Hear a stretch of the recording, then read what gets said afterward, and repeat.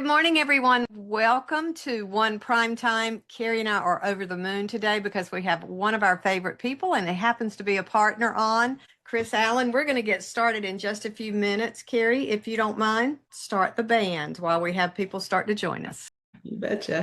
Yo, we all go. Yeah. Actionable learning, we rise every day. Educationable spirit, we're paving the way. Yeah. Professionals in action, together we shine. This is One Prime Time, it's your moment, it's mine. We got one culture, bold and bright. One community, lifting lives. One connection, hearts aligned. One coaching takes us higher every time. That's pretty impressive. We earn to be free. Make your mark, let your story be told. Together we paint the globe gold. Yeah, with one cares, we give, we grow.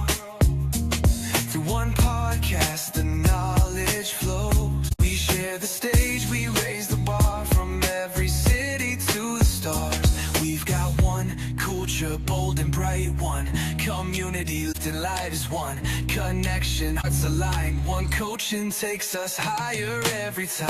It's one prime time, best in the industry. We learn to earn. That's incredible. Well done. Let your story be told. Together we paint. This is our time, no holding back. One vision strong, we're leading. Lights, strobe lights. Time is smoke. night. Final one, culture bold and bright. Every time we learn to earn, and we earn to be free. Make your mark, let your legacy unfold. Together we paint the globe gold. One community. Man, you got all corners of North America. Absolutely. From Washington to California, across through Arizona, east, down Virginia, into South Carolina. Pretty impressive. Good morning, good afternoon, everyone. We are delighted you're here. And look, we are coast to coast, north to south, east to west. We've got it covered today. It's like this big, beautiful tapestry that just goes all over the United States. And we're happy you're here. We're more than excited that you're friends. We are delighted to have with us today Chris Allen. And Chris is, I don't want to say it, he's for me, and I think, Carrie, I don't want to speak for you, but I've heard you say this before. He's kind of the master of ahas, where those things that he says just stick. So it's my pleasure to welcome Chris Allen, founder of Always About People. Chris, welcome. Thank you. I am so excited to be here. This is going to be a fun conversation. And thank you to those of you who have joined from all corners of North America. Yeah, and in the chat line, ask questions today because this is a great opportunity for us. I've had, Chris, and I've shared this with you, I've kind of had these aha moments and a little bit of panic moments. Our company is embracing AI. And what we're going to talk about today is embracing AI and coupling that or supporting or putting a foundation around that of EI. So anyone, can you tell me what EI is? And it's not part of EIEIO. It is something else. So when you hear EI, what do you think of? Very good, yeah. Scott Bergman. Emotional intelligence. And I want to talk a little bit about the song. We love the song. We did it through AI. We put some prompts in to build that song, Chris. And I believe the prompts represent emotional intelligence. The words are very intentional in there, that they really bring out who we are, and they really speak to the critical side of what you need to make AI work. So if anyone in the chat line is not concerned, but you've thought about, we're going to have all this artificial intelligence. What are we going to sacrifice for that? What are we going to sacrifice for that? What are we going to sacrifice for AI?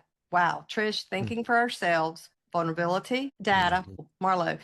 Again, it should amplify the relationship. It should never replace it. Todd Fallman, you're exactly right. Less personal conversations. And Todd is the master of communication. He's such an incredible listener, creativity, human relationships. Chris, are we overthinking it? What are your thoughts around that?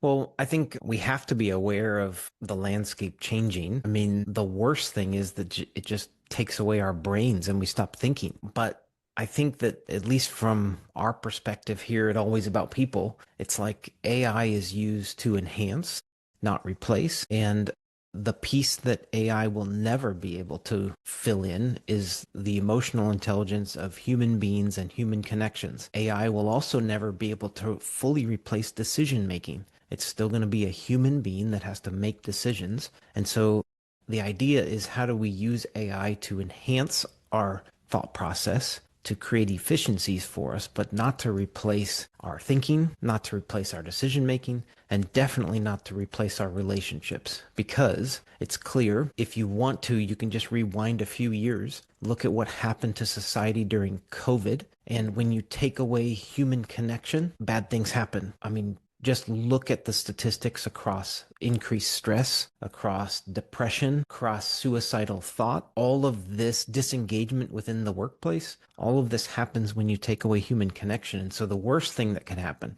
is that we somehow use AI and replace connection. So I've seen it in the chat over here on my right. I'm watching people make comments, but I think those are just a couple thoughts, and I think most people are onto it here. Michael Thorne, when we had him on a couple of weeks ago, he said something that kind of just clicked for me as well. But AI should be kind of just another layer to your team, not something that you're looking to replace yourself with, or to take the easy way out, or to kind of utilize to replace yourself, like you guys said. And I think that that's a big part of it. In Rapid Launch, we're teaching a ton about supportive activities versus revenue producing activities.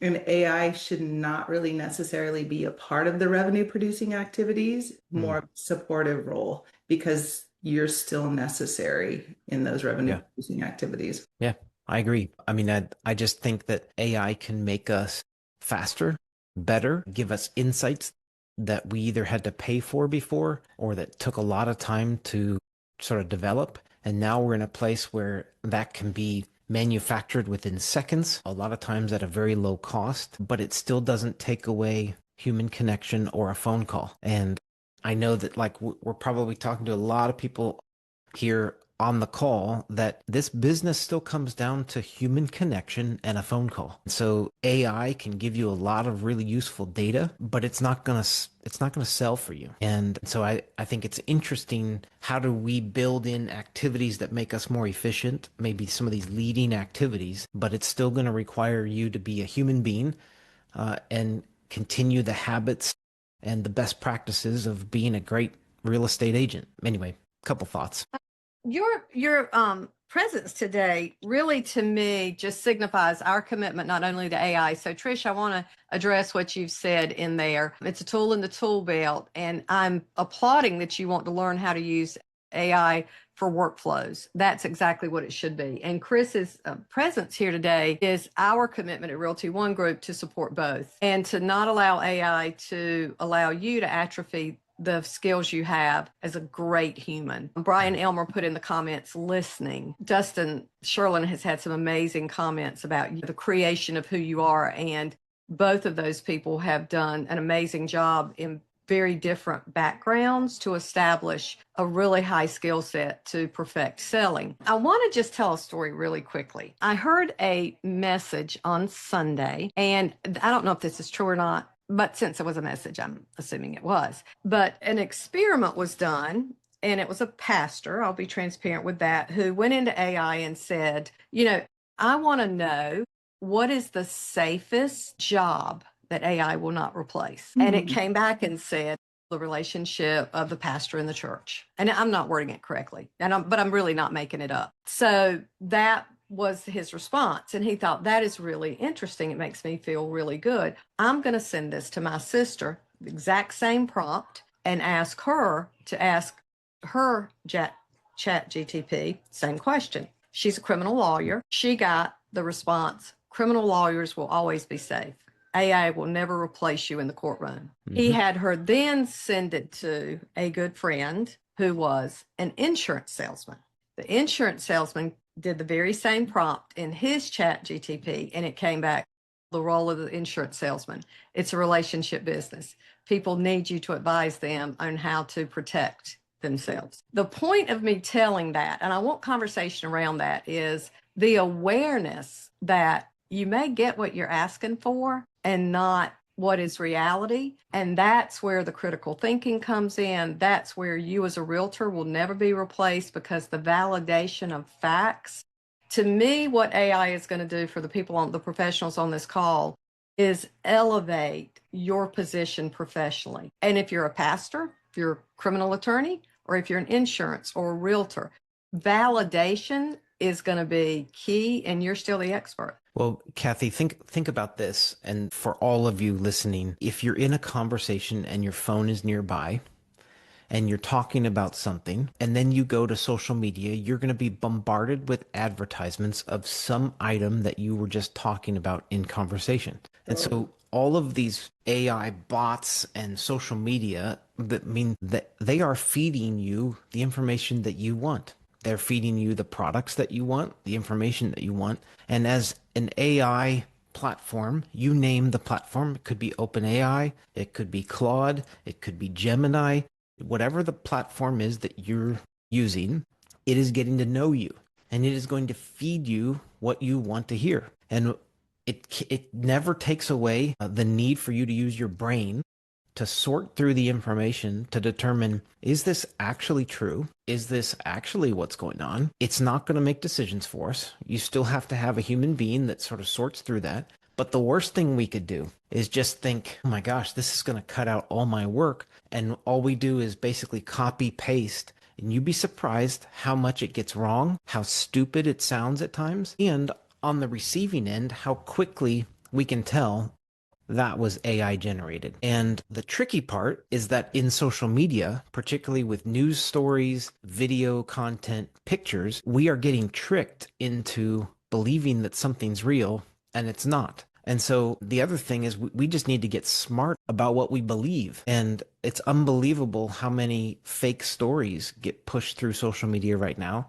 that seem real. People start freaking out and panicking. Fear increases in the culture because of all the fake stuff that's out there. And so we just need to become smarter, and we need to figure out how to use AI to make ourselves more efficient, maybe smarter, better, but it can't replace the use of your brain. What we talk a lot about in our programs when we're teaching, and it's a big, big topic, almost a whole class in many of our programs, is what sets you apart? What makes you different? What is your unique value proposition? And it frightens me a little bit. And of course, chat or any AI software or anything is going to learn about you a little bit more. But one of the things that sets us all apart is our personality and who we are and how we interact with people. And chat or any AI platform it's going to learn about us a little bit, but it's not going to do that. And if we all put in a similar prompt and we all ask it to do a lot of those, workflows and create me a buyer presentation or whatever, at some point, are we all going to be using the same thing?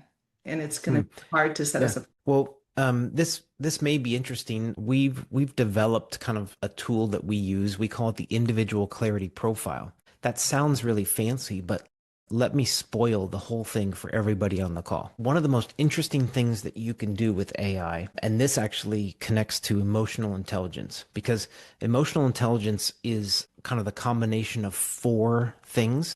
Most people agree that there's an understanding of who I am personally, self-awareness, and then my ability to manage myself. So those are 2, self. And then it becomes social. So it's my understanding of social awareness, and then my relationship management. So I got to understand myself and how I manage myself, and then other people and how I manage. Well, one of the cool ways you can use AI is if you've ever taken any personality assessments. So I know Kathy and Carrie use a lot of DISC. That's a great tool, but there are other personality assessments out there that tell you similar things, slightly different, whatever, and you may have actually taken those. So there's Strengths Finder, there's Predictive Index, there's Enneagram, there's Berkman. There's so many different tools out there. What you can do, though, is you can take the results of some of these assessments and you can put them into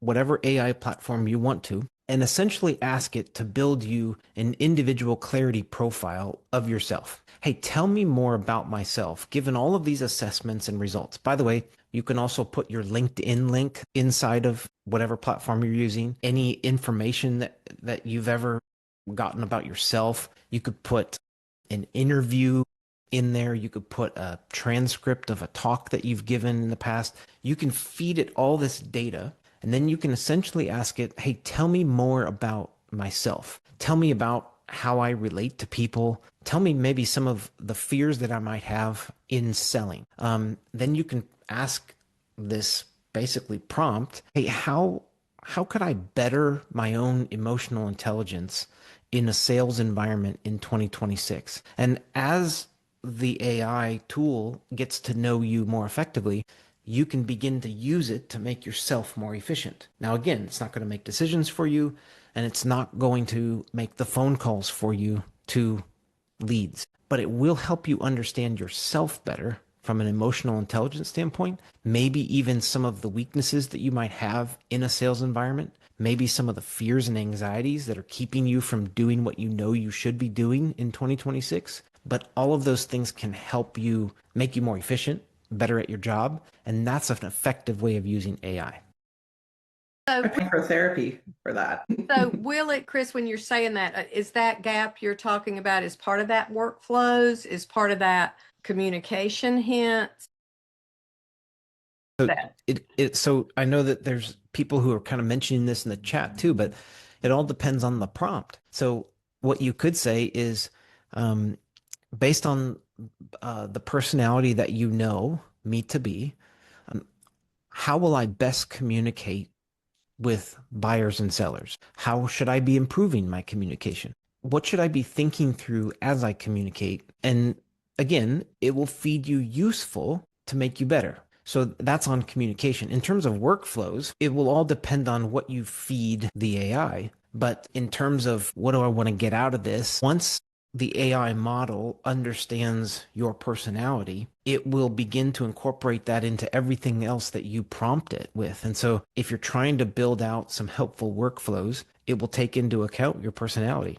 You can even ask it that, hey, given my personality, what would be a helpful workflow for this project or whatever it is that you're doing? One thing Carrie and I've done, and she's done it so well with the mentor certification, we also use it in Coach Up, is the ability to understand who you are through this kind of testing. And I just want to pause a moment and say, in the midst of all this, I think it's Covey's fifth habit of highly successful people, but seek first to understand, then be understood. And Chris, do you feel like the first thing you need to do in all of this is identify your own behavior? Good, bad, ugly, you are what you are. Everybody was created perfectly, I believe. You just need to learn how to deal with what you are and who you are. I know that my D can be so high, I can be perceived as rude and direct, and Carrie's the opposite, which is why we are so good. We work so well together. But I know that sometimes I have to be gentle in communicating with Carrie because she's a high S and she's loyal and a little bit more sensitive. What I wish I had had as a realtor, as a professional, when I started out 35 years ago, was someone to say, Kathy, you're direct, your bottom line. If you work with an engineer, if you work with a really high analytical person, please send them the entire home inspection, because I'm so bottom line, I would go, I'm going to send them page 14 of 14, and this is the summary of everything, because that's all anybody needs to read anyway. And the engineer would say, what are you hiding? And that was my ignorance and not understanding. So please take advantage of the tools you have in 2026 as a professional to make you better and really enhance your communication skill. Well, to that point, I think I would just say that we work with a lot of leaders, and one of the most important aspects of growing as a leader, which by the way never stops, we're always growing, is continuing to learn more about yourself. And that is emotional intelligence. The more that you understand yourself and have the humility to accept it and the willingness to actually change or adjust or adapt, that's emotional intelligence. It's called self-management. And so in Kathy's example, as she's become more and more aware of how she can come across from a communication standpoint, I know that I need to adapt that communication style depending on my audience. And therefore, Kathy is aware of herself and is self-managing dependent upon the audience. And in sales specifically, your ability to understand who you are and how you best come across will be really helpful. Instead of you trying to fake or be a chameleon to whatever audience you're in, how can I be myself? How can I be the best Chris Allen possible, but adapt my communication style based on my audience? So to that example, an engineer on the other side, they want details. A salesperson on the other side, man, don't give me the details. I don't want to get in the weeds. Tell me high level. So using the tools that you have, AI being one of them, I think could be really helpful. But this is the intersection of AI and EI where this whole conversation started. It's like EI might be the greatest thing that you could grow, develop, and it's continuous. So be a continual learner of who you are individually, and then use AI to make yourself even more effective. There's a question in the chat, and Trish Kirby, thank you for being here today. You're contributing and really appreciate your comments. You can even use to grade your role play. And I'm scratching my head a little bit because I'm on the fence, Chris and Carrie. If AI is going to respond how it thinks you should, is it a good role play partner? And I know we've got some wisdom in the chat line. I'd love to get feedback, but I would use that with caution, but just thoughts around that. If it's going to respond the way it thinks I want to, is it really good role player is my question. Yeah, Okay. but you would want role play to respond to feed you an objection that you can then learn to handle without telling you what to say, is what I would think. I think that if role playing is to make you better at communicating with a real person, the best practice is to role play with a real human being. Now, I think there are probably ways to use it to make you more effective. You have to be certain about the prompts. So here would be a prompt. Don't tell me what I want to hear. Be honest with me. Are there aspects of my presentation that I could improve? And so how you prompt it could help you. But I think, honestly, the role playing will be most effective with another human being. Agreed. Always About People was launched now 7 years ago. I was the chief people officer for a large company a mortgage company in Charlotte, North Carolina. It had something to do with movement and momentum, but I moved from there because what I was really passionate about is helping to create cultures where people thrive. And so I wanted to help other organizations do the same thing. I met Kuba in 2017, 9 years that we've been kind of hanging out. And he was just on this track to say, how can we build a culture at Realty One Group where we really help individual people thrive, not just in work, but in their personal lives? How do we build a culture where we can see that happen? And so much of what you guys are experiencing in the background is out of Kuba's desire to create this culture where you can become the best version of yourself. Well, in that, obviously, we're developing leaders, we're building culture, we're helping people to have individual clarity. So you would think with that would be a specific personality assessment. Well, I'm watching so many people in my space go out and try to sell a specific personality assessment. And I didn't want to do that as a part of our business. I didn't want to be linked to just a single personality assessment so that we were just out there peddling something to make a margin on it. And so what we did instead was we said, we'll use whatever tools an organization is already using. We'll come in and we will build AI models around whatever tool it is that you're using. DISC, Myers-Briggs is a great one. DISC was actually built on a framework from the psychology of Myers-Briggs. So like all of these are actually related to the same core psychology and science, and everyone just puts a different framework together so that they can make a few bucks and sell it. And so what we were thinking is, if many of these are based on the same core set of psychology, how can we take whatever tools a person has or an organization is already using and use that in the process? So to the questions about what other tests do you offer or look into, here are all of the ones that you could go and take, which, by the way, you'll pay $25 or so a piece to take all these. At some point in time, it's just overload. So DISC works great. The reports that Kathy provides and that Carrie is using, like these reports, I think, are you guys still using a specific supplier, Intermetrics? Yeah. Okay. So these reports that are provided can give you all kinds of insight that you could literally use in AI models to help you understand yourself better. So DISC is a great one. And it's simple to understand, it's easy to communicate, and language is most important. Clifton Strengths is another assessment that really talks about your abilities, and I think it has a more specific titles, but there are 34 strengths. And so instead of you just thinking through 4 categories, now you got to think through 34. You've got Predictive Index that's out there, which is another one. You've got Enneagram that's connected to personality as well. You've got Berkman. We've got organizations that we work with who use every single one of those assessments. And instead of trying to convince them to spend another $25 per person, I would tell you that if you've got one and you've got the results, because of how I've watched DISC be used, particularly in the real estate world, I'd probably stick with DISC, use it as your baseline assessment. And if you're really curious, you can add one of those others. But that's kind of my recommendation. And a little always about people. Good.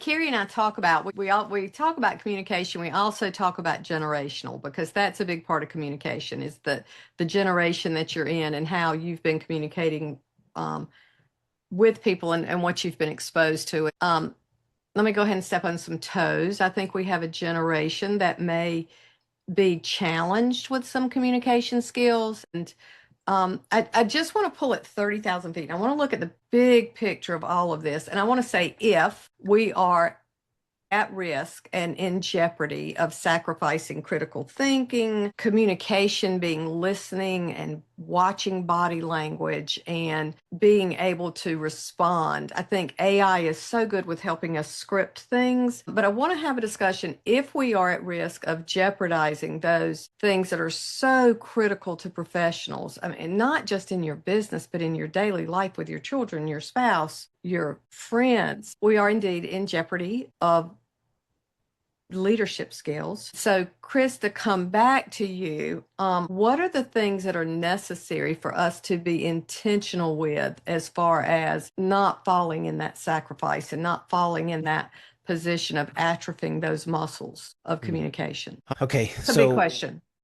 Yeah. So what you're really saying is that in the rise of AI and the use of a device, which, by the way, the Wall Street Journal has done a couple interesting articles over just even the last week on the detriments on a culture of the use of device, gaming, social media, etc. And so you can all go read those. But what we need to make sure is that as parents of kids, that we're not allowing them to text each other in the back seat of our cars. Put the phones down and talk to each other. We're seeing a lot of school systems ban phones inside of schools. Yes. And it's based on research. And the research is saying that when you take phones away from kids, you're reducing bullying, you're creating more focused learning, you're reducing ADD, ADHD. And so again, there's a ton of research out there, science, we don't need to get into it all. But how do we make sure that the muscle of communication doesn't atrophy? Well, make your kids communicate to each other. Make your real estate agents actually go talk to people. Let's convince a generation to pick up the phone.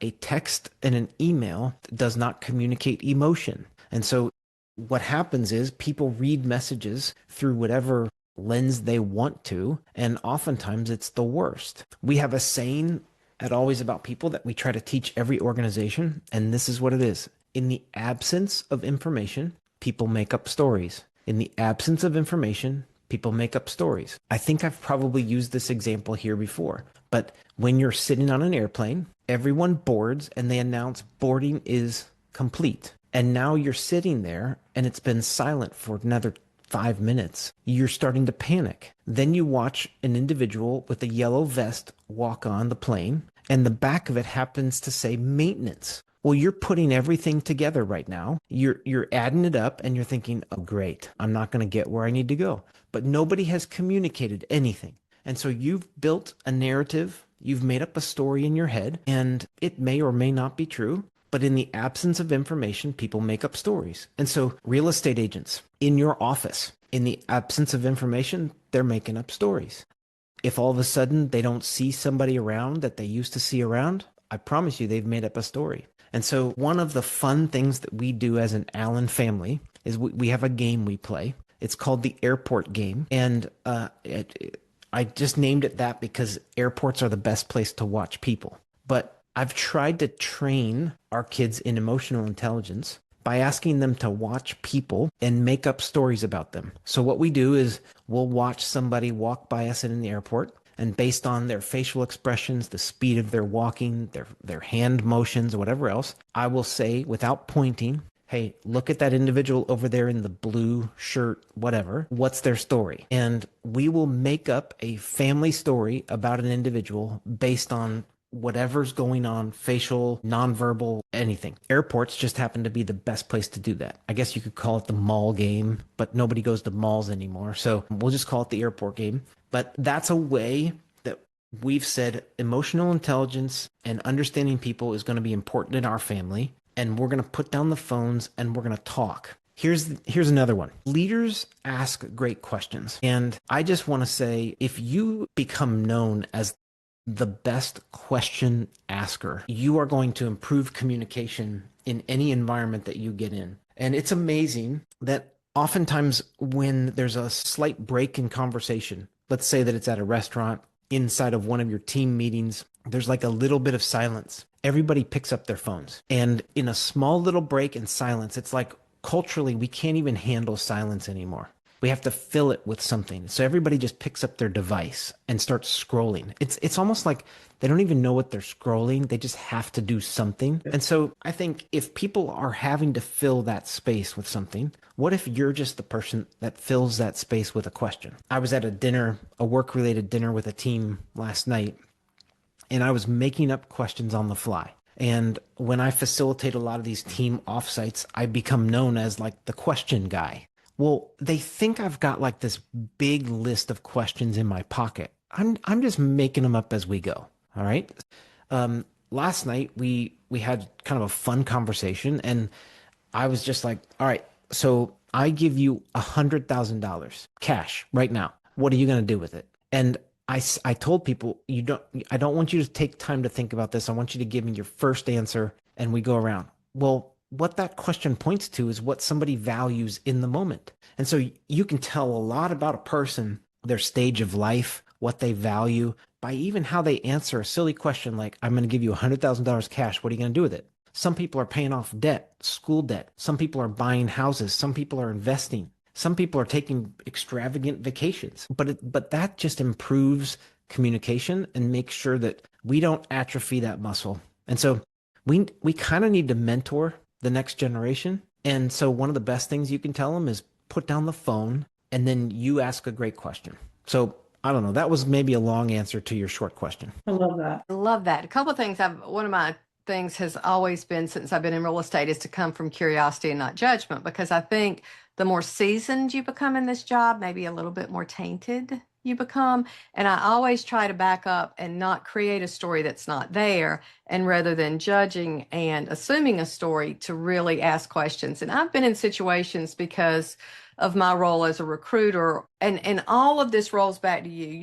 If you're listening to this as a real estate professional, bring everything Chris just said about his kids into your world, because imagine the depth of the relationship you're going to build and the emotional intelligence around asking questions and understanding why they need to sell, why they're ready to move, why is the timing critical, what is essential, what is important. For buyers, same thing. The more you know about people, I cannot count on my hands and toes, because a lot of times I have to use my toes. I can't count on all my digits how many times I've had people come to me and say, how do you know that about them? It may be, I may be working with someone about their agents, or someone they're trying to recruit, or someone they're trying to grow their business, or an agent that I'm coaching in production. And I ask questions and they'll come back and say, how do you know that much about these different things? And Chris, is because I'm asking questions and not as an exercise. I think this is really important. An exercise is one thing. I'm doing it to develop and enhance the relationship and deliver a better service. The more you know about someone, the easier your job is. And I think it's amazing because asking questions says to the other person, I value you. So we were talking about it just from the perspective of communication. But what we really need in our society is people who actually value other people besides themselves. And so we live in such a selfish society right now where it's all about me and how fast I can get somewhere. And that driver's slowing me down. I'm going to pick the fastest lane at the grocery store. In fact, I don't even want to use a real human being to check me out anymore. Where's the self-checkout? This person's slowing me down. Get out of my way. I need an online process that I can do really quickly. Are you kidding me? I have to fill this thing out in paper form. Where's your online form? And our entire society has become about me and how fast I can get something done. And it goes a long way when we just take a moment to value another human being. One of the best ways to do that is to actually care about them, ask them a question, and let them talk. It's amazing. They'll walk away from the conversation thinking, oh my gosh, this person really values me. This is unbelievable. They just ask a question. So I think that's so fun and practical. Guys, I have to show you something, and it's a bit self-serving. Kathy, I think I've told you about this little project that we've been working on. I just had a colleague bring it to me so I didn't have to leave my seat here. Okay. But we developed a new product this year called Leadership or Leader in a Box. So leadership starts with a question, Leader in a Box. You can actually go to leaderinabox.com. But here's what this is, friends. It's a box with questions, and it helps you with one-on-one conversations. And we're trying to get them into the hands of managers because we believe that this not only improves communication, but it helps you make the other individual feel valued. And so inside that big box is a small box of questions like those games you can buy at home. And there are 3 categories inside for you to ask people questions about individual clarity, leadership clarity, so you can find out about yourself as a leader, or relationship clarity. My point is, this is just a simple little tool to ask better questions inside of a work environment or a supervisor kind of to an employee or a leader to an individual, or even at the dinner table. Let's just ask better questions. Be amazing what would happen. Put the phones down and ask better questions. You know, Chris, I love that. I love the relationship with you. With Kuba's direction, we are really developing strong partnerships outside of One Coaching to make sure that we're providing what we need. Melissa Sherlin is asking again for that web address, so we'll put that in the chat line, but also I want you to talk more about it. But I want everyone just to pause one moment and listen wholeheartedly. Leadership is about you. Leadership is about every transaction you close, every opportunity you have to work with an individual. You're the CEO of your company. What Carrie and I are doing with the help of partnerships like Chris is we're elevating you to the level of you're the CEO and you're making really strong decisions. You've elevated to increase your value. AI is elevating you to be the validator. NAR has elevated you to be articulate about the value you bring as a professional. So now take that next big step and see yourself as a leader. Okay, now here's what I think somebody's saying right now. I'm not a leader. And there's somebody on the call who thinks that leadership is defined by you having somehow some number of people underneath you in a structure. And I would just like to debunk that right from the go and just say we're all leaders in different aspects of life. And so you might think leadership is only defined by a role in an office or in the workplace, but you're leading in your community or in your family or in relationships. And so we're all leaders. So you don't get to just say, well, this doesn't apply to me because I'm not a leader. We're all leaders. And so every single one of you that's on this call has an opportunity to influence other people. And so if we go full circle, you think about digital AI taking away the personal connection. You think about what our world went through during COVID, taking away personal connection. The rise of AI at its worst would take away all personal connection. And we need to fight it put the phones down, ask better questions, and talk to each other. You'll then strengthen that muscle of communication, improve your own emotional intelligence, and you'll become better at relating to people. And that's what sales is. So, And it is full circle. We've always said hearing is one of the five senses and listening is an art. And listening is really about asking the right questions, responding to them with, tell me more about that, and just getting as deep as you can. It's interesting, Chris, just to verify this, because we've got just a few more minutes and we want to we want to be able to ask some questions in there. But I have a good friend that teaches, she's in probably her 25th year of teaching kindergarten. And this year she has the COVID kids. She has the highest number of children in speech therapy that she's ever had. It's like 80% of her class. And what the studies are showing, it's because that's the first group that grew up with masks. Yeah. And they weren't able to see facial expressions. They weren't able to listen through seeing. Am I saying that correctly? So there are so many things that just smack us, that just smack me, that go, we don't begin to understand what the past 6 years, the impact it's going to have on us. And things like Leader in a Box are just tools to make sure that we're providing what we need for better communication and just to serve each other so much better. This is about serving each other. Okay, I've got one other thought for everybody. So we talk about the art of listening. We've actually transformed it into the art of attunement, and we're changing the word because we've stopped listening to the word listen. And so we're going to change the verbiage, and it's the art of attunement. Here's the concept. For those individuals old enough to know what a tuner was, you would tune to a radio station. You would go through the static until you could get clarity. For those who never dialed a tuner, it's the same thing as connecting a Bluetooth device. And so right now I've got an AirPod in this ear. If I take that AirPod and I go to my car, that thing will connect to a new device. I go home and it's still connected somewhere else. Or worse, I'm in my home office. I think I'm connected to this call. My wife drives out of the garage and all of a sudden I'm on a call in her vehicle. Okay, we know what this feels like. That's Bluetooth connection. Guys, the same thing is happening in our culture today. We're in the static. We're not tuned in with each other. We're so confused. We're so distracted. We're on our devices. We're not even really paying attention. We think we can multitask and listen to 5 things at once. You can't.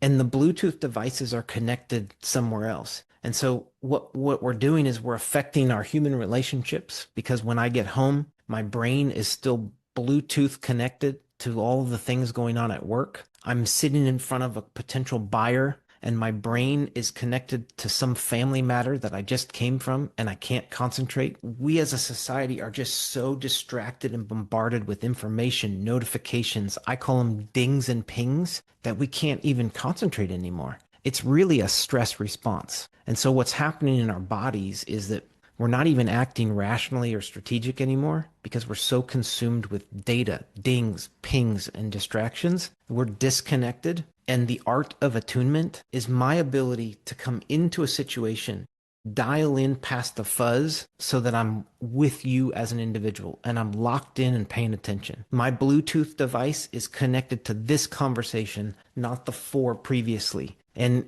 you want to improve sales? You want to improve communication? You want to be always about people? Start working on your art of attunement. So that's a concept that we've been just continuing to build out. And so you guys can steal it, use it, lock it in. Well, there's that aha moment we were talking about, Kathy, right there. Thanks, Chris. Yeah, that's it. I'm going to reframe it a little more simply. I love that. It's really hard to build a deep life in a loud life. And you can replace it. It's hard to build a deep, good business in a loud business. And thank you, Chris, and thank you, Carrie, for today, because I think what we've done is paused, and we are very committed to AI. We are very committed to supporting tomorrow's leaders today. And with that comes the responsibility, I think, to say, okay, let's pause and really not get so swept up that we lose critical thinking and we lose amazing communication and we lose the ability, or we jeopardize the ability for true joy and incredible service. I love a call, and this is the first call in a long time, Chris. My personal phone is blowing up with text from people going, oh my goodness, oh my goodness, oh my goodness. So thank you. Thank you for being here. Yeah, you're welcome.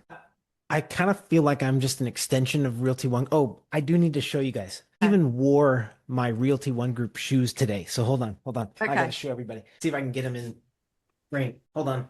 I can't get my foot up there. Stretch. Yay. They're my gold and black Jordans. I wore them for you guys. I feel like I'm a part of the family, so it's just You good are. to be here. You Yeah. are. And let's think next level. I would just like to see a yes, or how you would feel about more leadership training coming from us and coming from One Coaching. There you have it. I'd like to end the call with a question. And this, Chris, you totally spoke to me because that's exactly what I do. We're at restaurants, we're at bars, we're hanging out, and I'm in the question, and I'm known for that. Some people get super annoyed with me, and some people love it, but I'm the question person. All right. I decided to take it off. It was That's easier. So one of the questions I would like to propose is, and there's many, I have to make sure it's appropriate. One of the questions is, do you wash your feet in the shower? This is for me. Or what? Yeah, for anyone. Okay. So I played soccer for 24 years of my life, and I do not wash my feet like every time I'm in the shower. I let the suds just wash for me.